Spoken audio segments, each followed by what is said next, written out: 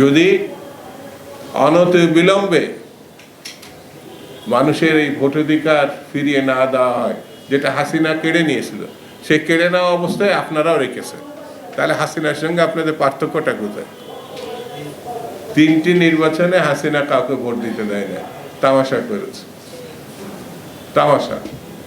এখনো একটা ছবি দেখালো আমার বরিশালের, এই হাসিনার লোকজন আমাদের লোকজনকে যুব দলের ছেলেকে কুপাচ্ছে, এই 1 ঘন্টাখানিক আগে আমি দেখলাম। কোনো রকম বিচার নেই, কোনো রকম আইনের শাসন নেই, কোনো রকম পুলিশি তৎপরতা নাই, কিছুই যখন সচল করতে পারেন নাই,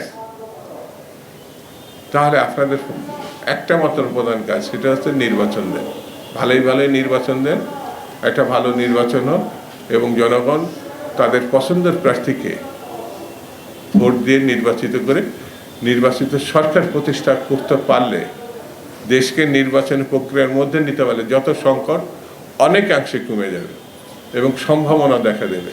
আর তা না হলে চতুর্মুখী যে ষড়যন্ত্র চলছে, আমাদের পার্শ্ববর্তী দেশ নানামুখী যে ষড়যন্ত্র করছে, হাসিনা লোকরা ষড়যন্ত্র করছে, সেই ষড়যন্ত্র থেকে আমরা রেহাই পাবো। দেশ জুড়ে তোলপাড় ওয়ালটন ফ্রিজ কিনে আপনিও হয়ে যেতে পারেন মিলেনিয়ার।